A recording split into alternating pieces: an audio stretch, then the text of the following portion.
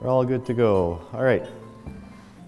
Well, good morning, everyone, and thank you to those who could be with us here in Regina this morning, and welcome to all of those who are joining us today by webinar.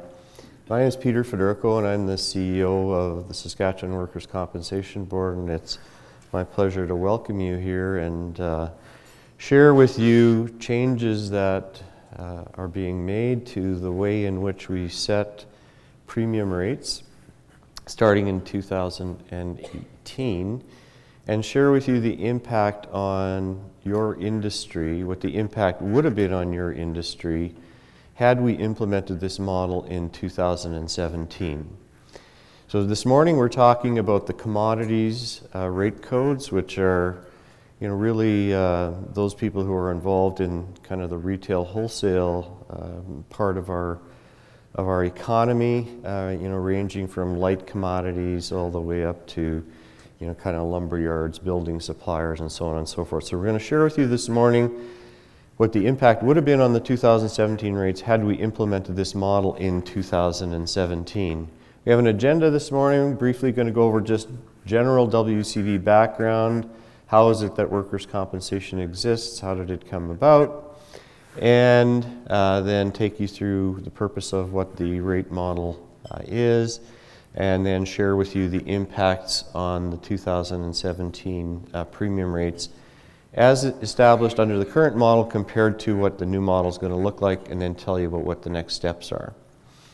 It's important, again, just to reinforce that we're not sharing with you this morning your 2018 premium rates, because we don't know what your costs for 2016 are yet.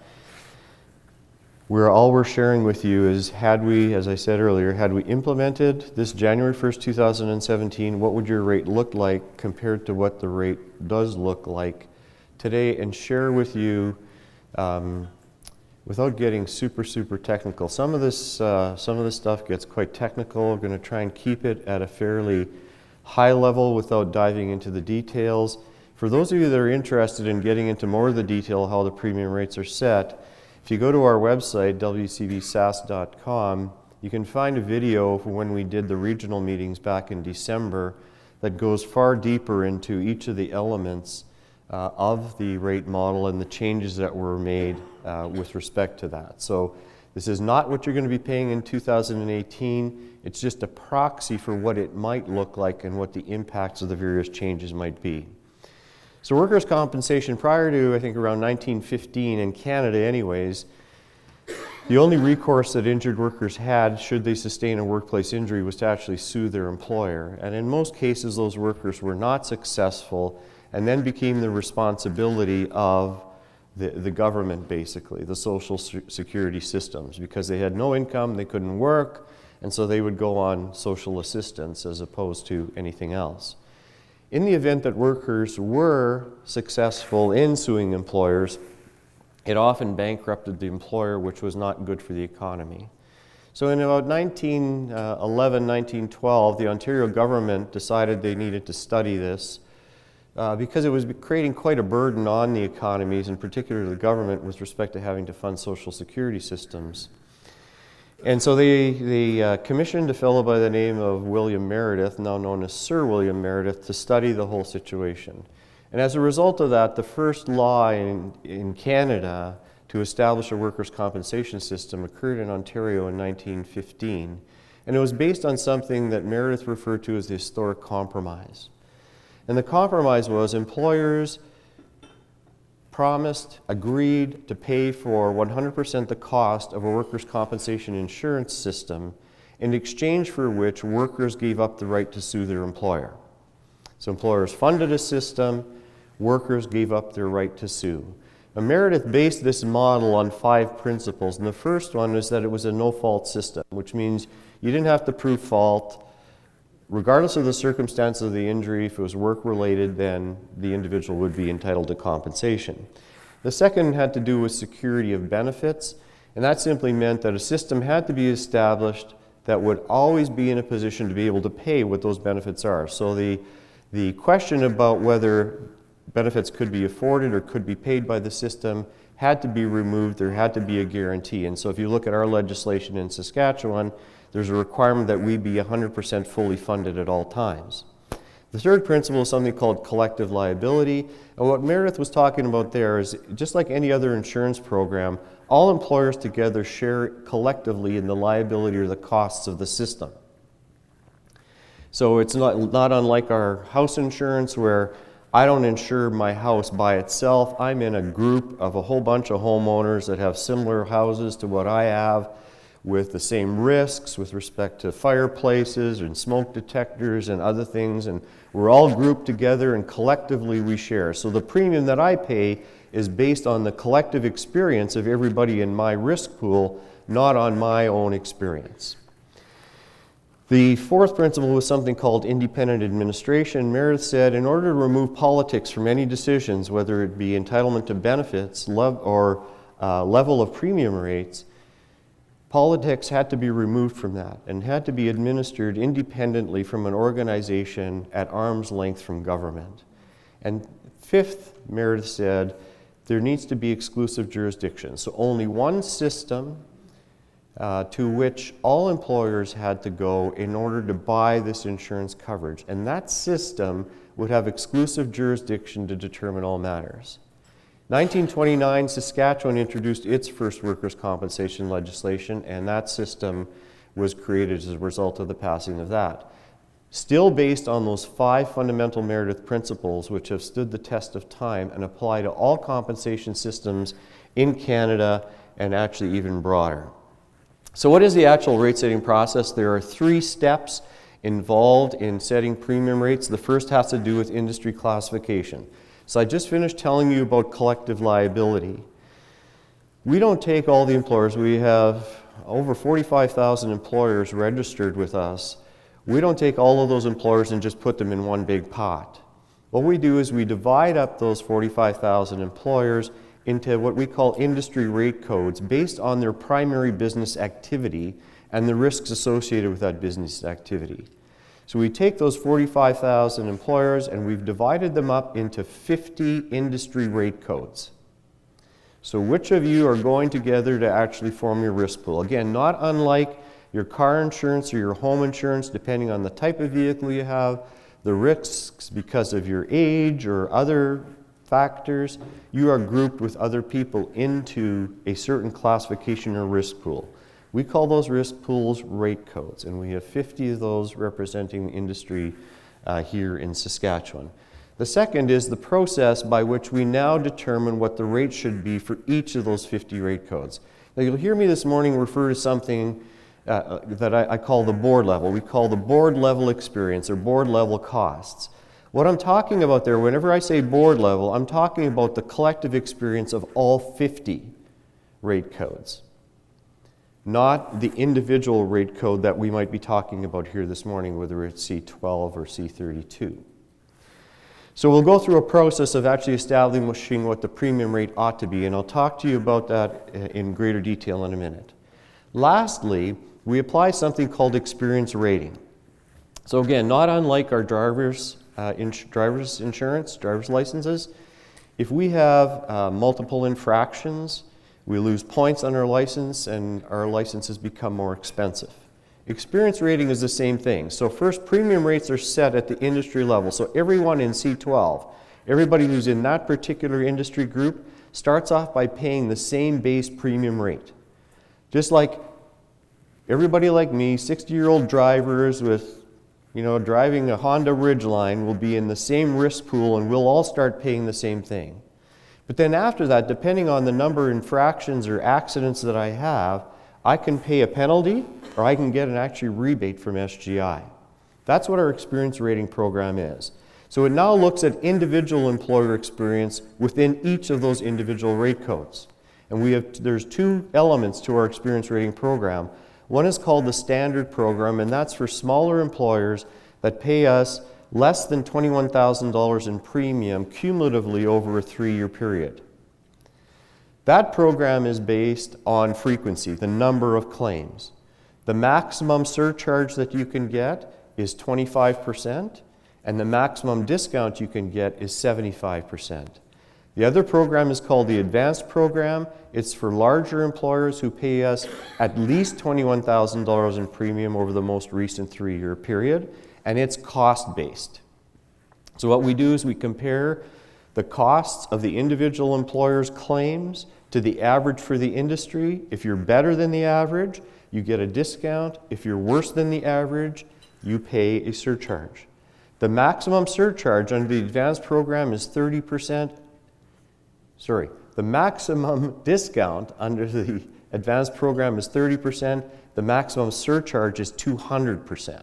So there's a 230% split. So first of all, we acknowledge the experience of the rate code. Then we look at individual experience and adjust that for the actual claims performance. So why did we undertake this rate model review? It's simply part of an overall review of what I call our total financial system. So we looked at the structure of our investments. We looked at how our investments are matched with the cash flow stream required in order to pay future claims costs. So when we collect premiums today, we're collecting premiums in 2017 to pay for all of the costs of all claims that will occur in 2017. We don't pay all of that money out in 2017, it's paid out over a series of years.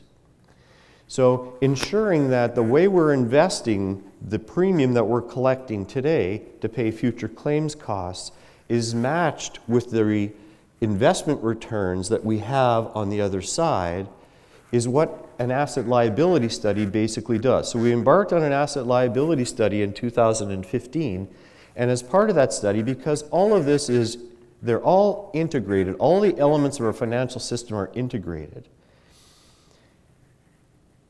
Eckler, who was the actuary who did the asset liability study, said, as part of this financial review, you should look at your rate-making model.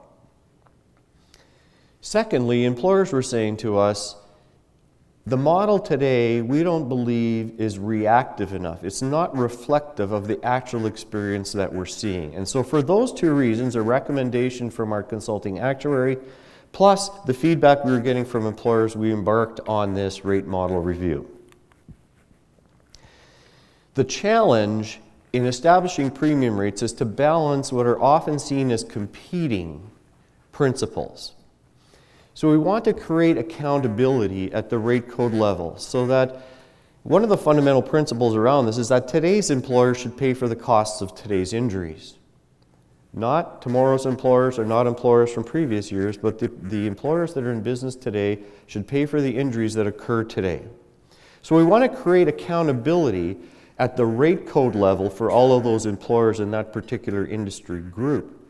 But at the same time, we don't want to overburden employers for extremely expensive claims. And so we need to balance this with that collective liability concept that Meredith said was fundamental to the compensation system. So we're trying to balance accountability with collective liability. At the same time, we're trying to balance reactivity so that the model reacts in a reasonable time frame to changes in the injury experience within those industries.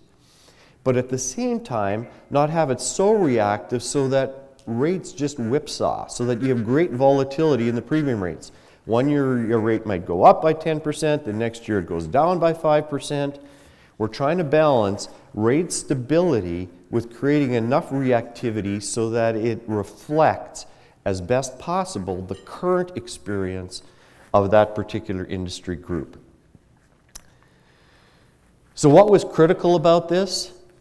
What we're attempting to do when we set premium rates is to create sufficient revenue in order to pay the future claims costs of all claims that will occur. One of the fundamental principles is how predictable, how good is the model at predicting what those future costs are? Because if we don't have that exactly right, then we're not going to collect the appropriate premium. We'll either be generating excess premiums or we'll not be funding sufficiently to pay the future claims costs. Second, the model must be fair and equitable to all employers. And lastly, it needs to be anchored on actuarial standards. The key findings of the rate model, so we hired an independent actuary. It was Eckler again who did our asset liability study, who reviewed the model that we currently use to set premium rates. And what Eckler said is the model does a good job at the board level. So when you take the experience of all 50 industry codes, all employers in the province, and you calculate an average premium rate for all of those employers, the model does a good job with respect to determining the revenue requirements. But it needs some enhancements. Where the model was breaking down was at the individual rate code level. In some instances, it was charging too much for that particular industry group, and in other instances, not enough. But overall, the revenue generated is the same. So if I were to show you the average rate calculated under the enhanced model for all industries at the board level, for all employers, just that average, it was $1.24 for 2017. If I calculated that under the enhanced model, it would be exactly the same. So we're not collecting any more revenue as a result of moving to an enhanced model. We're just better reflecting the individual experience of the industry rate codes as Eckler recommended. Now he had 7 recommendations, and I'm going to go through each of these with the exception of one in greater detail in a couple of minutes. The one I'm not going to spend any more time on beyond this slide is the classification piece. So we have, as I mentioned, we have 50 industry rate codes, and each of those rate codes starts out by paying their own premium rate. Some of those rate codes are incredibly small. They don't have very many employers. And so because they're small, it's a challenge with respect to taking the volatility out of their experience, because there's just not a large enough sample size. What the actuary recommended is that the board establish a process to systematically review industry classifications and possibly look at consolidating some of those smaller rate codes with other similar rate codes. We do not have such a process established, and we have no plans in the immediate future to actually merge any of these rate codes. Once the process is developed, of course, we will, a key part of that process will be engaging with employers affected by potential mergers before that in fact happens. So no worries that we're suddenly going to merge any of the industry codes. So getting into more detail on the industry impacts. Again, as I said earlier, this simply shows the difference between what the rate would have been in 2017 under the enhanced model compared to what it actually is. Now, why didn't we proceed with implementing it in 2017? As we get into some of the detail, you'll see that some of the impacts are fairly significant. And we felt that we needed the year to actually educate employers about the changes to the system and the impact, and give them some time to plan for what the potential impacts of the system are. So this is 100% based on 2017 injury experience. It is not 2018. So when we calculate the 2018 premium rates, there's a good chance that they'll be different than what I'm showing you today, because the experience for 2018 is in all likelihood going to be different than what the experiences we're predicting for 2017. So this is, you should not assume that what I'm showing you here this morning is what you're going to end up paying in 2018. Again, it's just a proxy for the relative impact from old model to new model. So the first recommendation called for credibility of the industries, that we look at the credibility. And what credibility refers to is the reliability of past experience in predicting future experience. So under the current model, what we do is we calculate the average of the last 5 years of claims experience. And we, for all costs in the system, regardless of when the injury occurred, so up to 50 years ago. And why do we use 50 years? Because someone can start working at the age 15, actually 14 now in Saskatchewan, but at the age 15, and potentially they could receive benefits up to age 65. So there's a 50-year period there. So we look at all of the costs for claims that occurred up to 50 years ago, but only for the most recent 5 years. And we calculate an average, and we use that average, adjust that average, to predict what future claims costs would be for the coming year.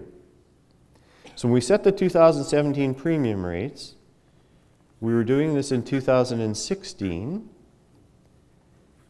trying to predict injury costs for 2017.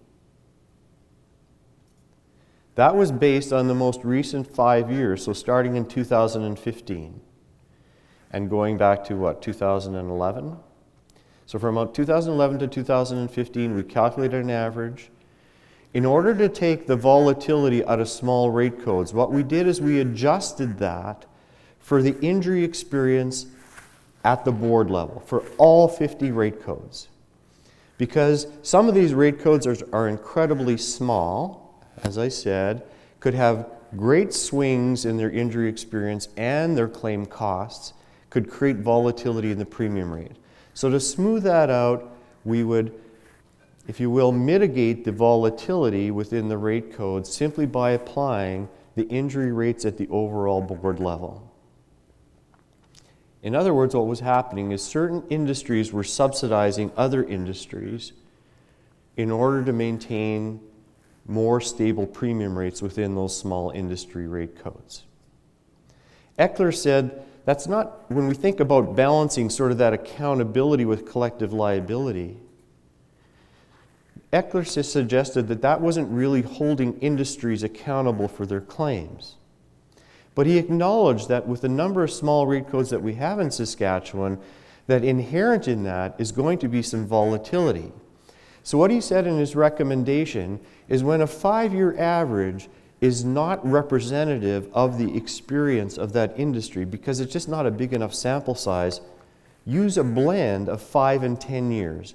And in fact, that's what the board approved as the changes to the system. So credibility is measured under the new model. It's measured by the claims costs that flow through that industry code over the 5-year period. So as a rule of thumb, if you have $16.5 million of claims costs flowing through your rate code over the last 5 years, you'll consider to be 100% credible. Being 100% credible means we're only going to look at your claims experience for the last 5 years. We're going to calculate your average for the last 5 years. $10 million roughly equates to 60% credibility. So what we would do in that circumstance is we would take 60% of the average for the last 5 years and 40% for the last 10 years and calculate a blended average that is more representative, we believe, of what the future costs are going to be. So that was the first, I guess, significant change. So what's the impact on the industry rate codes? So for C12, which is light commodities,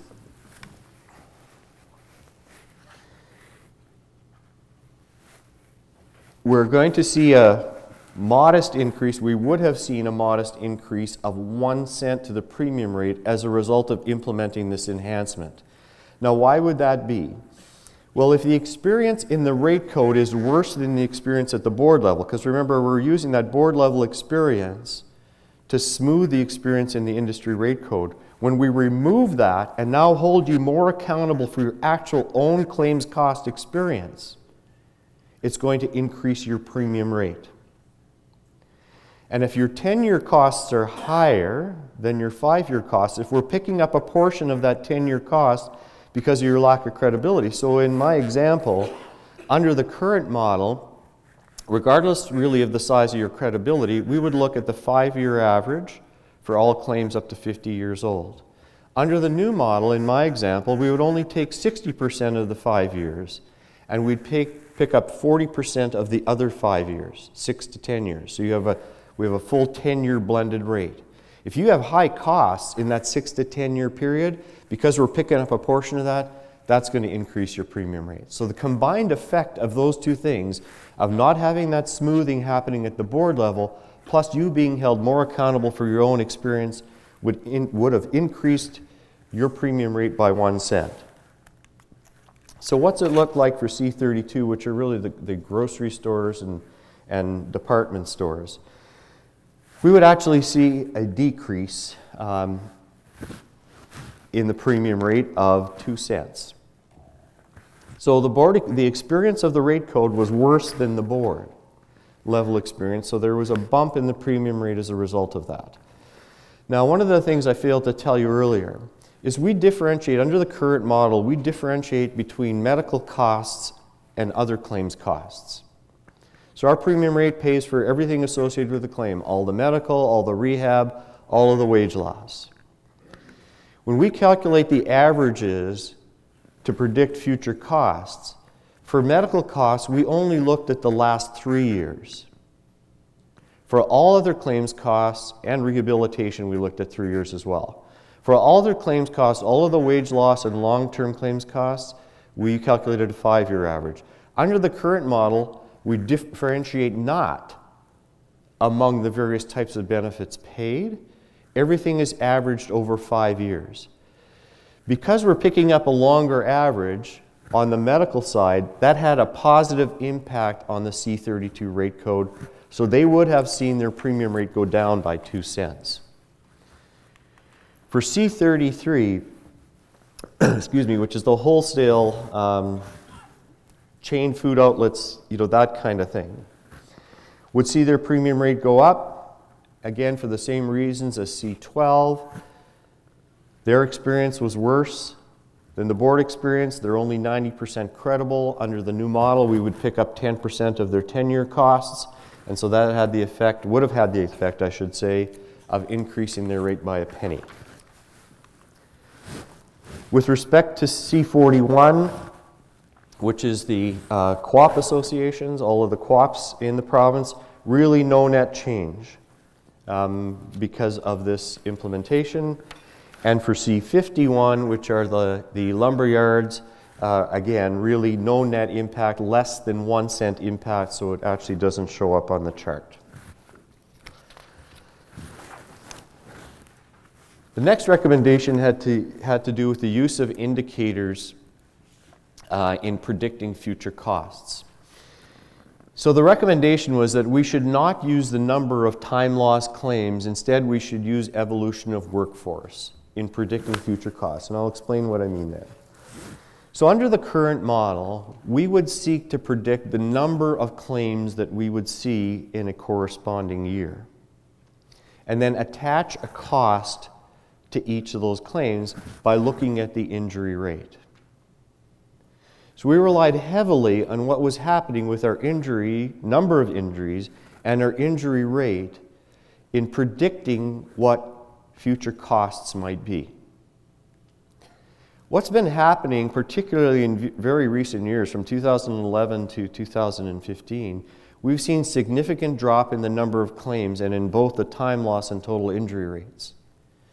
However, we have not seen a corresponding decrease in claims costs. As a matter of fact, we've seen an increase in claims costs and an increased proportion in long-term claims. So the correlation, meaning the way in which time loss claims and claims costs moved together, had totally eroded to the point where we could no longer rely on the number of claims or time loss injury rates to forecast what the claims costs would be. So what Eckler recommended and what the board approved was, instead of looking at the number of claims, we just focus on costs. So we look at, again, repeating myself, look at the 5-year average or blended 5-10-year average, depending on the credibility of your industry. But in order to take into account changes in the workforce, we apply, if you will, an inflationary factor to that average based on the change in the workforce, the change in the number of workers insured in that rate code. So if we're seeing a 5% increase in the number of workers based on payrolls, we would adjust that average by 5% to take into account that next year the costs are actually going to be higher than what the historic cost average would indicate.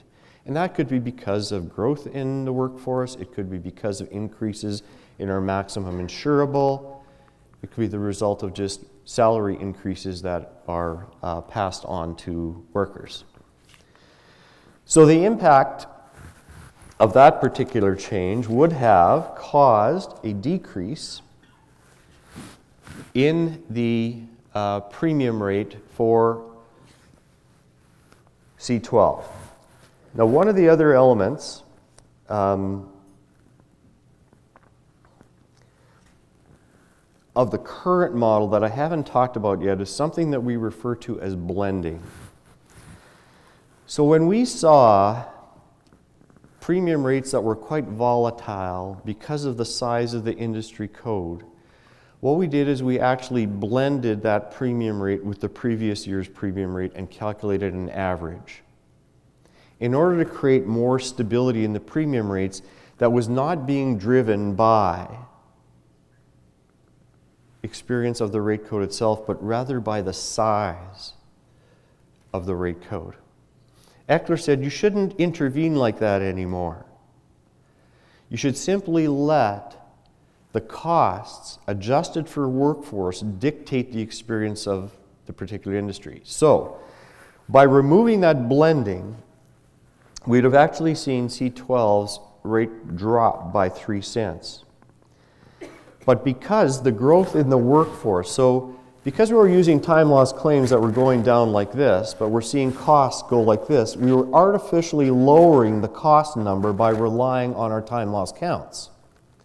When we apply the workforce, which has almost a perfect correlation to claims costs, so we measure the change in workforce, which the change in costs, they track almost one on top of the other.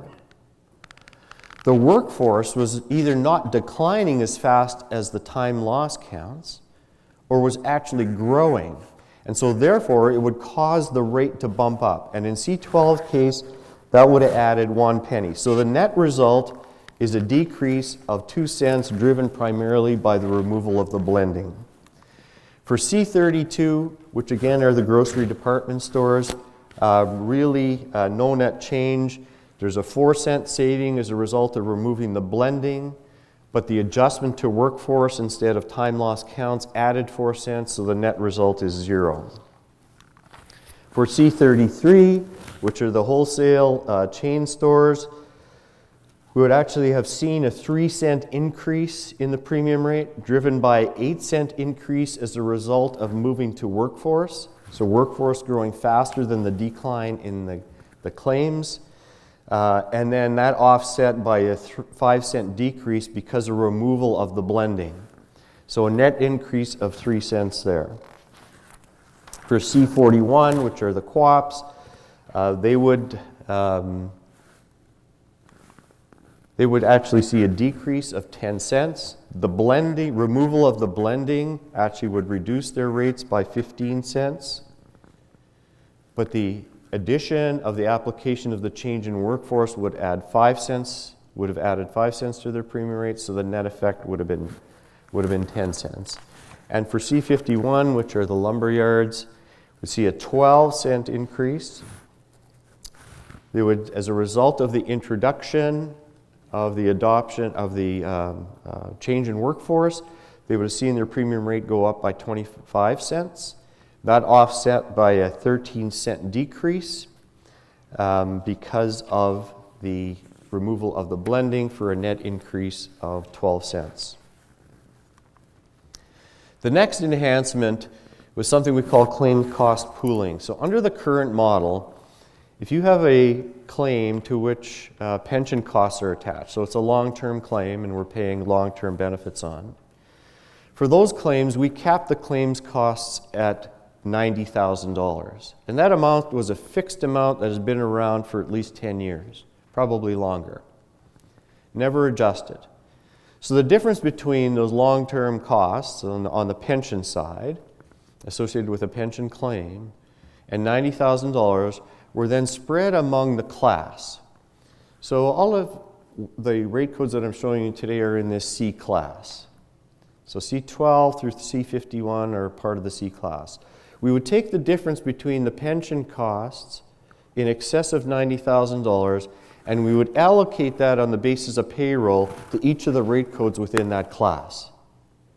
So if C32 had a pension claim that was great, had costs associated with more than $90,000, we would take the excess of that and we'd give a piece to C12, to C41, to C51. Each of the rate codes would have picked up a portion of the pension costs in excess of that. Eckler said that's not really practical, doesn't really make sense. What you should be doing is applying a claims cost cap that is indexed, that is not fixed, and that applies to all costs, not just pension costs. And so what Eckler recommended is that we establish a maximum claim cost tied to the maximum insurable earnings. A multiple of that. So as maximum insurable earnings increases, the multiple would automatically increase the claims cost cap.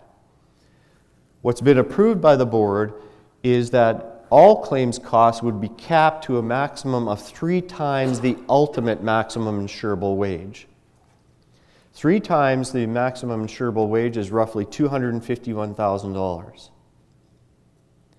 So all claims, regardless of whether they're a fatal claim, whether they are a short-term or long-term claim that's accumulated costs in excess of $250,000 roughly, would have those costs capped. And the difference between the $250,000 and whatever the actual costs are is now spread across all industries at the board level. So not just the class, but over the entire collective liability. All 50 rate codes would pick up a portion of those costs in excess of that maximum of $250,000. So impact of that with respect to C12 would be a decrease of a penny. The impact for C32 would be an increase of a penny. C33 would see an impact of 3 cents, would have seen an impact of 3 cents.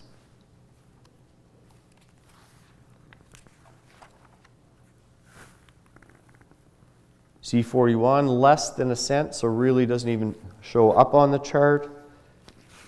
And for C51 would see an impact of, would have seen an impact of an increase of 5 cents.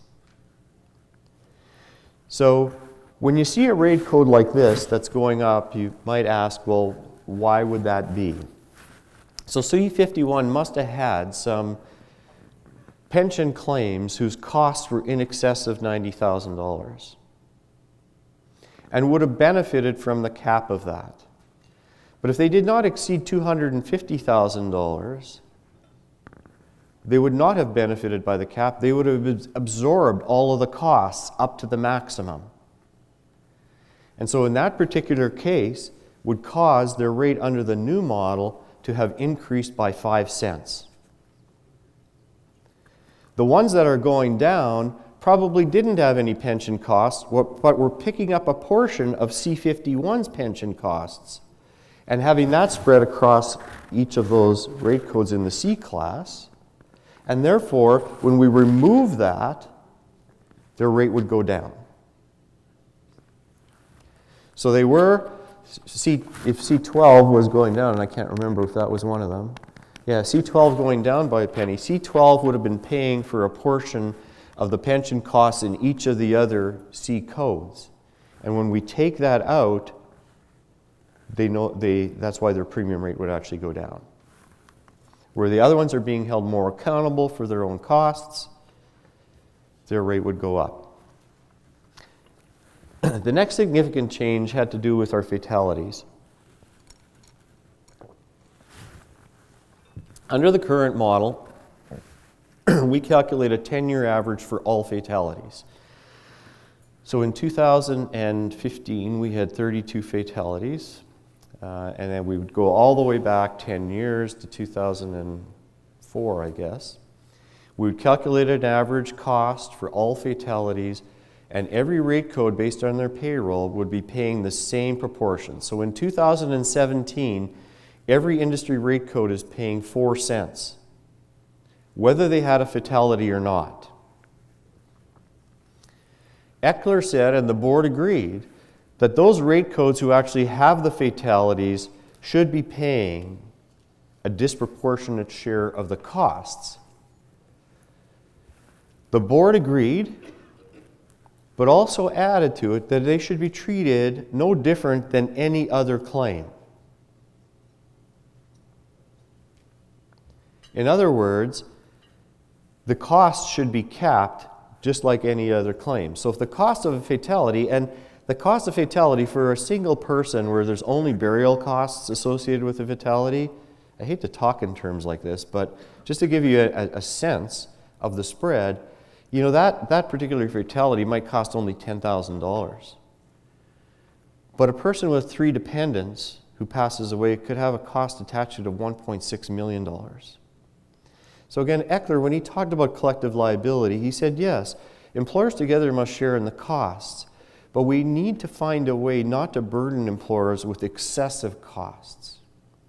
And so the board agreed and said, in the case of that fatality that cost $1.6 million, we're going to cap the cost at $250,000, but it's going to be charged to that rate code. The difference between the 1.6 and the 250 will now be spread across all industries at the collective liability. So at the board level, based on claims costs, we would distribute equitably the costs of the claim. Now, I talked about claims cost pooling before and you showed you the impact of that. So the net of the difference between 1.6 million and the 250,000 cap would also have been included in what I showed you with respect to the claim cost pooling. So what I'm showing you now is the impact, I'm going to show you in a minute, is the impact of moving to holding industries that had fatalities more accountable as opposed to charging everybody the 4 cents without applying any cap. So what you're seeing here is if there was a $1.6 million claim in these fatalities that I'm going to show you in a second, the industry code would be bearing 100% of that. The benefit of capping would be included in that claim cost pooling that I just showed you. So when we apply this, so the rule of thumb really is, if again, we apply the 5-year averaging to the fatalities just like any other claim. If the 5-year average cost of the fatalities in your rate code is less than what the 10-year average would have been for all rate codes, you would see your premium rate go down. If the 5-year average is greater than what you would have been paying under the current model by averaging all fatalities, you would actually see your premium rate go up. So remember, everyone's paying 4 cents. So if the average cost of your fatality over the 5 years is greater than 4 cents, you're going to see a premium increase here. So in the case of C12, who actually had 2 fatalities between 2011 and 2015, they actually see a 3-cent decrease. And that's again because the 4 cents they've been paying must have been more than what the actual average cost of those 2 fatalities that they had over the last 5 years. The same for C32, who had 3 fatalities, would actually have seen their rate go down by 2 cents as a result of this. This almost seems counterintuitive because we're really holding industries more accountable for their own fatalities, and yet they're seeing a premium decrease. And that's just because applying that 10-year average was charging more than the actual cost of the fatalities in that industry. C33, similar, a 1 cent decrease for the same reasons. C41, a 1 cent decrease. C51 would actually see a 1 cent increase.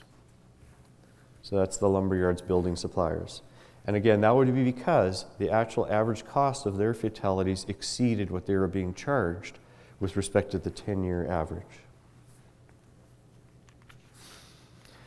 Next, we come to long-term claims. So I told you earlier that under the current model, we calculate a 5-year average for all claims, regardless of the year the injury actually happened.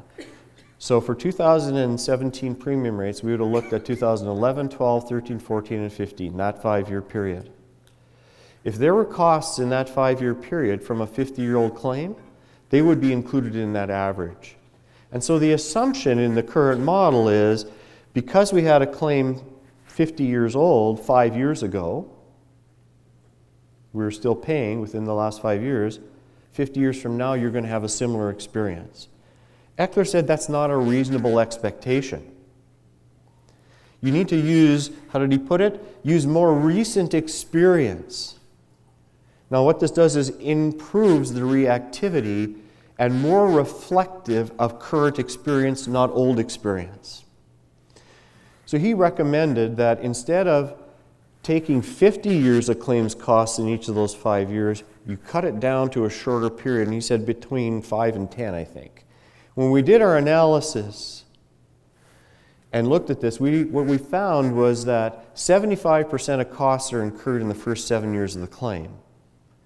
And so what we recommended and the board approved is we would apply a 7-year cutoff in calculating the premium rate for each of the individual rate codes with respect to old claims. So we're still going to use that 5-year average, but instead of picking up costs in that 5 years that might be 50 years old, we're going to stop after claims that are 7 years old. So if in 2011 we were paying a claim from 2004, that's as far as we would go. We would not pick up a claim that happened in 2003 that still had costs associated with it in 2011. We still have 50 years of costs that we have to cover. So what do we do with the difference between those 7-year-old claims and the 50-year-old claims that we might be paying? We're going to pool those as well. And again, it's only reflective of approximately 25% of remaining costs.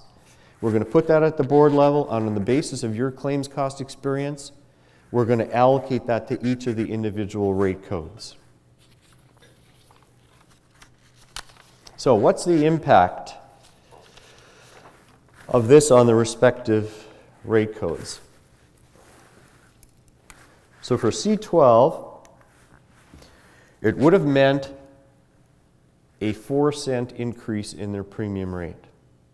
So that means that the costs in the most recent 7 years were higher than the average calculated for the whole 50 years.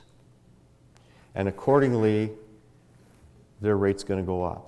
Now, they will pick up a portion of that 43 years of costs on the claims cost pooling side, but not here.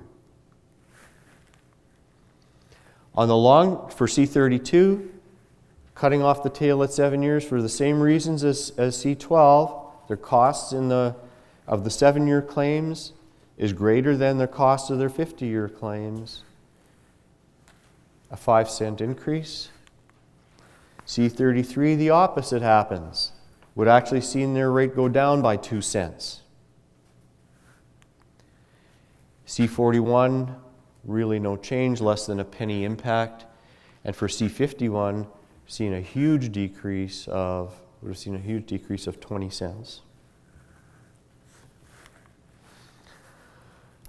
Lastly, Eckler looked at the way we were allocating our administration costs. Our administration costs are really split into two different types, and this would not be dissimilar from what you see in your business. Certain of the costs are fixed.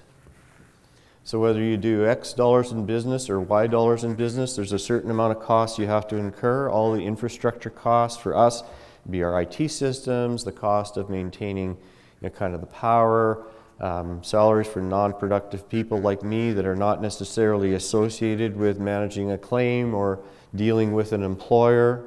All of those kinds of things are included in what we would consider our fixed costs. The variable costs are the costs associated with actually dealing with people who need help on the employer side through registrations or clearances or those kinds of things, and people who deal with us on the claim side. Under the current model, we calculated that the fixed cost percentage was 10%. So 10% of our total costs are actually fixed costs. And every rate code, based on their payroll, would pay a portion of the 10% of our total administration costs. The other 90% were considered variable costs. Employers would pay a proportionate share of that 90% based on their claims costs, not payroll. Eckler said, is that really reflective of the way you're spending your money today? And when we actually dove into it and looked at our budgets and our actual results, we found that no, the 90-10 split was not indicative of the way our costs are split today, but rather 30% fixed and 70% variable is more reflective of our cost mix today. So what does that generally mean to industry rate codes? Well, if you have a rate code that has high payroll but relatively low claims costs, you're really not paying your fair share of the fixed costs because you're only picking up 10% of those that are allocated on the basis of payroll. If you have an industry code that has low claims costs, you might be picking up a disproportionate share of the variable costs because you're picking up 90% and you should only be picking up 70%. So depending on the level of payroll and depending on your claim activity, you may have been under or overcharged through our assumption that the 90-10 split between variable and fixed costs was actually reflective.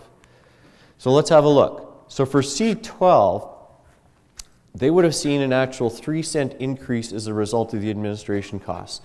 So what this tells me is by increasing the proportion of fixed costs to 30% from 10 and allocating that on the basis of C12 payroll, they need to pick up their share, a greater share of the fixed costs, which they were not picking up before. So in fact, we would actually see their variable component go down by, I had glasses here, go down from 27.5 cents per $100 of payroll down to 20.9 cents per $100 of payroll. But on the fixed side, they would actually see a 6-cent increase. And so the net effect of that is, sorry, I'm looking at the wrong one here. 2 slides ahead in my paper here. Sorry, C12, variable costs would have gone down from 14 cents down to 10 cents, but they would have seen their fixed component go up by 6 cents. So the net effect is a 3-cent increase. C32, which is what I was just talking about, really no net impact. A 6-cent decrease as a result of the decrease in the variable and a 6-cent increase because of the fixed. On C33 side, they would have seen a decrease of 9 cents. Their variable component would have gone down from 46 cents to 30 cents, offset by a 6-cent increase on the fixed side. So they were paying a disproportionate share of the variable costs, and what this tells me is that their net claims costs were low relative to the industry. C41, similar story. Their variable component would drop, their fixed component would go up. C51, a similar story, a decrease of 9 cents, again driven by a decrease on the variable side and an increase on the fixed side. So how does this all look? So you can tell what we've been trying to do here is build up all of the elements of this rate code, of this new rate model, sorry. The point here being that we cannot pick and choose. So we could say, well, I really like that 20-cent decrease. I'm looking at C51 here. I really look at that 20-cent decrease for long-term claims in C51. I want to take that one, but I don't want to take that 12-cent increase because of the change in indicators. It destroys the credibility of the entire model if we start picking and choosing all the elements. But you'll see when we look at C12, the net impact of all of those changes, so if you went to all of those bars and added those changes up, and it's probably not going to exactly add because of rounding, But you'll see that the net impact of all those changes would have been a 2-cent increase in the premium rate, from 58 cents to 60 cents. For C32, similarly would have been a 2-cent increase, from $1.07 to $1.09. For 33, would have been a 6-cent decrease. For 41, a 12-cent decrease. And for 51, they would have seen a 10-cent decrease. So in real terms, what does this mean? And one of the things that we want to hear from employers about is, how do we transition from the old to the new? Bearing in mind that we have, I'm going back to the C12 slide for those of you that are joining us by webinar here. How do we transition from the old to the new, bearing in mind that at the board level, overall, we still have to collect the same amount of premium revenue? So if we look at C12, what does 2 cents actually mean to that industry? So it would mean for 2017, had we implemented this, the industry in total would have paid us an extra $118,000 in premium. There are 1,691 employers in that rate code. The average per employer would have been about $70. When we talk about transitioning, and one of the things, what are the options? The options might be we just do it all in 2018, or we spread this 2 cents, the $118,000, over a couple of years. Or we create a threshold. So if the increase is, 2 cents or less, go ahead and do it, but otherwise put in a transition period. So we're looking to employers for feedback in terms of how might we mitigate the net impacts of this particular change in the rate-making model. When we look at C32, 2 cent increase, the total cost to the industry as a result of this 2 cent increase would have been an additional $181,600. $181,600. There are 1,909 employers in that industry code. The average per employer would be a $95 increase in their total premium. This is where it gets interesting. So now we look at the decreases. So in order to keep our total revenue the same, if we mitigate the impacts of the increases, we also have to mitigate the impacts of the decreases in order to keep our total revenue the same. So this 6 cent decrease in C33 would have meant that they would have paid us in total $195,000 less in premium. There's 353 employers in that rate code, so there's a relatively small rate code. The average decrease in total would have been $553. For C41, the co-ops, 12 cent decrease would have meant they would have paid us $422,000 less in 2017. There are only 116 employers in that rate code, which means on average each employer would pay us $3,600 less in 2017. And for C51, which are the lumber yards, a 10 cent decrease means that they would have paid us $192,000 roughly less in 2017. There are 310 employers in that rate code, which means on average each employer would have paid us $618 less. So what we're interested in hearing about, so if we were to go to a 2-year transition, let's say, what we would be interested in seeing as well is this $618 decrease that C51 would have got would be divided in half. And so in 2018, they would only get $309 credit, and 2019 they'd get $309 credit. And that would be offset by mitigating the increases in those other industry codes. So I think one of them, I can't remember which one it was, C31 maybe, was going to go up on average by $95. That means the employer would only get, oh God, what's half of $91? Or $95? $42.50 increase in 18 and $42.50 in 19. So when we talk about getting feedback about transition, that's what we're interested in hearing back from you. Now remember, we're talking about all 50 industry rate codes. This morning we're only talking about the C class here. So what are our next steps?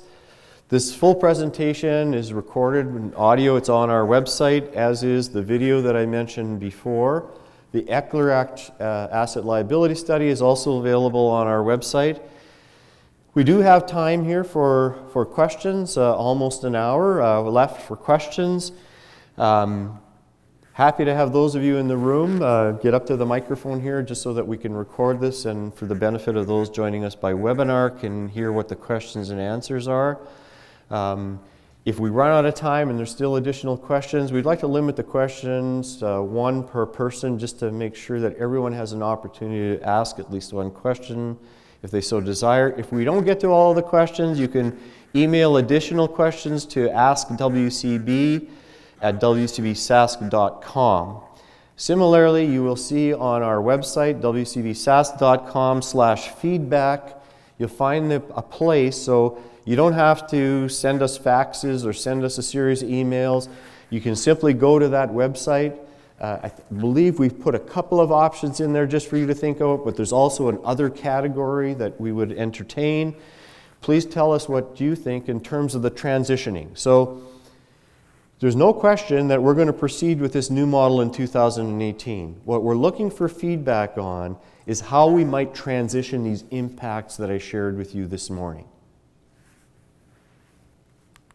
So, be remiss in closing if I didn't say the least expensive injury is the injury that never happens. We can impact and influence our premium rates by continuing to reduce the number of injuries. We have seen significant reductions in total claims, significant reductions in the injury rates over the years, but we're still some distance from our ultimate goal, which is 0 injuries. Is 0 possible? In 2016, 87% of our workplaces went injury-free. So absolutely it is possible.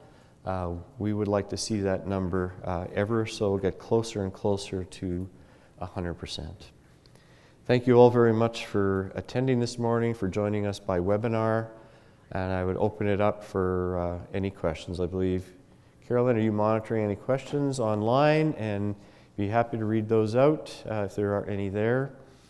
And again, of course, you could email any of the questions to Ask WCB. Thank you again. Questions?